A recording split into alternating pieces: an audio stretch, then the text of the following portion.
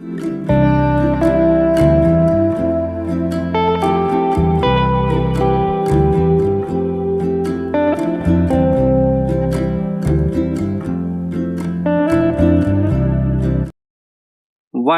2, 3 start.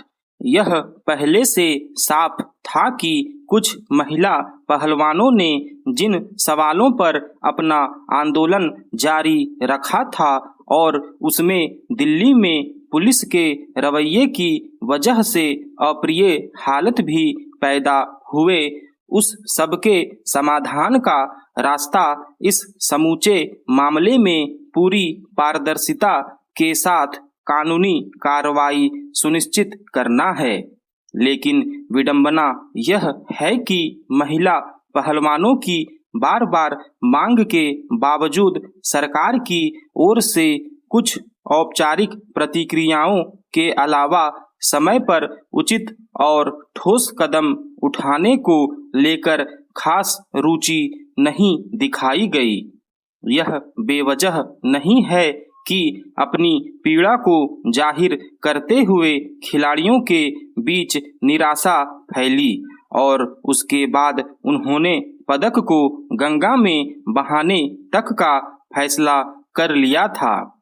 अगर सरकार हर वक्त यह दावा करती रहती है कि वह किसी भी मामले में पीड़ित पक्ष को समय पर न्याय मिलना सुनिश्चित कराएगी, तो महिला पहलवानों और उनके साथ खड़े लोगों के सामने ऐसी स्थिति नहीं आनी चाहिए थी। लेकिन यह सबने देखा कि अपनी वाजिब मांगों के लिए प्रदर्शन करने वालों के प्रति सरकार और पुलिस का रवैया कैसा रहा। अब जब मामले ने तूल पकड़ लिया, तब जाकर सरकार ने संवाद और कानून की प्रक्रिया को एक शक्ल देना शुरू किया है। सच यह है कि महिला पहलवानों ने जिस तरह के संवेदनशील मुद्दे के साथ अपना आंदोलन शुरू किया था, उसमें आरोपी और आरोपों की गंभीरता के मद्देनजर न्याय की ओर बढ़ने के दो रास्ते थे।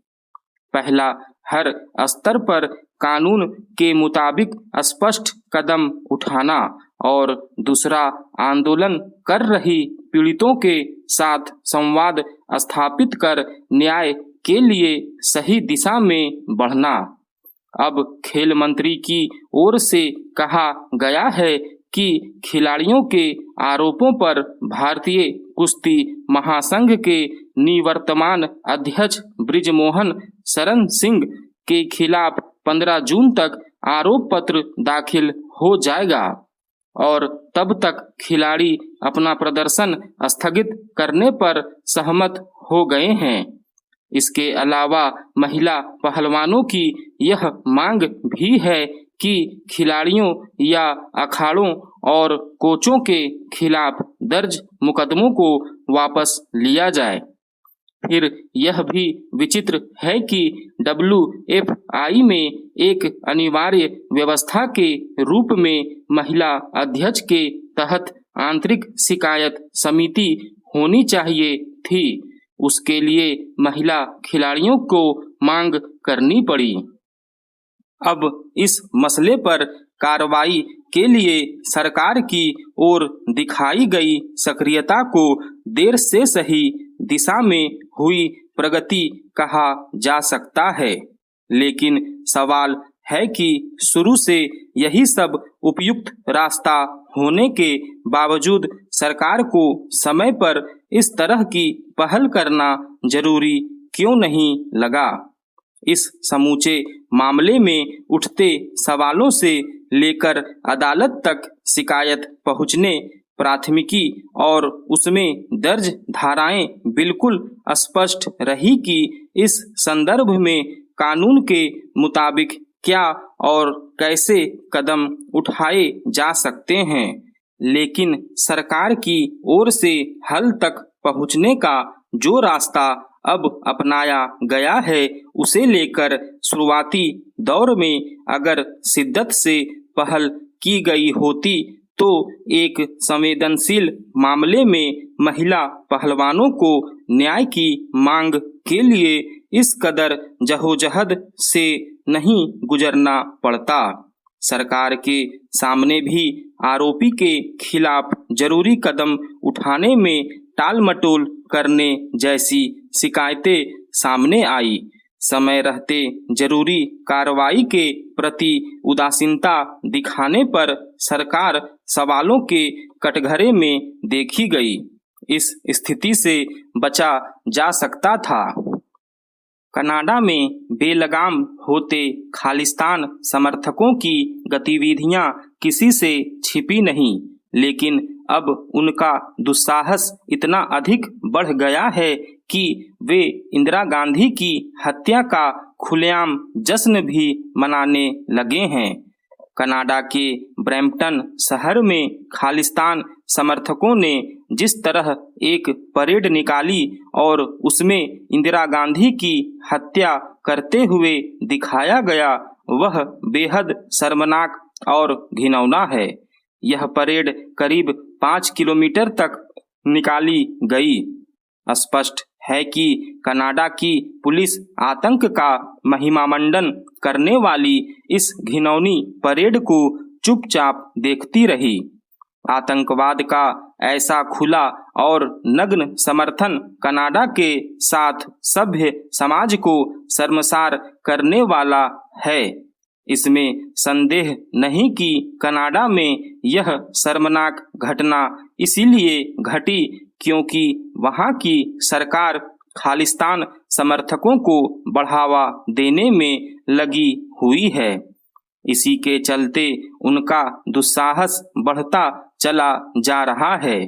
कनाडा में खालिस्तान समर्थक कभी भारतीय उच्चायोग को घेरते हैं, कभी भारतीयों पर हमले करते हैं और कभी मंदिरों को निशाना बनाते हैं। कनाडा सरकार हर बार इन खालिस्तानी चरमपंथियों के खिलाफ कार्रवाई करने की बात कहकर चुप्पी साध लेती है। उसके इसी रवैये के कारण कनाडा खालिस्तान समर्थक अपराधियों और आतंकियों का पसंदीदा ठिकाना बन गया है। ऐसे न जाने कितने अपराधी और आतंकी हैं जो कनाडा में रहकर पंजाब में हिंसा और आतंक फैलाने को साजिश रचते रहते हैं। कनाडा सरकार ऐसे तत्वों के खिलाफ कभी कुछ नहीं करती। इंदिरा गांधी की हत्या का जश्न मनाने वाले कृत्य पर इससे संतुष्ट नहीं हुआ जा सकता कि भारत में कनाडा के उच्चायुक्त ने यह कहा कि इस शर्मनाक प्रकरण से वह हैरान परेशान हैं और उनके देश में घृणा के महिमामंडन के लिए कोई जगह नहीं। यह बयान लीपापोती के अलावा और कुछ नहीं, क्योंकि सच यही है कि कनाडा में खालिस्तान समर्थकों की कट्टरता और नफरत को पालने पोसने का काम बड़ी ही बेशर्मी से किया जा रहा है। वैसे तो उग्रपंथी खालिस्तान समर्थक दुनिया के कई देशों में सक्रिय हैं, लेकिन वे जितने कनाडा में बेलगाम हैं उतने अन्यत्र कहीं नहीं। इसका कारण यह है कि कनाडा की वर्तमान सरकार उस राजनीतिक दल के समर्थन के भरोसे सत्ता में है जिसमें खालिस्तान समर्थक भरे पड़े हैं। कनाडा की सरकार संकीर्ण राजनीतिक कारणों से खालिस्तान समर्थकों की अराजक और नफरत फैलाने वाली हरकतों की जानबूझकर अनदेखी कर रही है। यह अच्छा हुआ कि विदेश मंत्री एस जयशंकर ने बिना किसी लाग लपेट कहा कि कनाडा की धरती का इस्तेमाल भारत विरोधी गतिविधियों के लिए हो रहा है और वहां खालिस्तान समर्थकों को मिल रहे समर्थन से दोनों देशों के संबंध खराब हो सकते हैं। चूंकि इसके आसार कम है कि भारत सरकार की आपत्ति के बाद कनाडा सरकार खालिस्तान समर्थक अराजक तत्वों को समर्थन देने से बाज आएगी। इसलिए यह आवश्यक है कि उस पर कूटनीतिक दबाव बढ़ाया जाए। स्टॉप।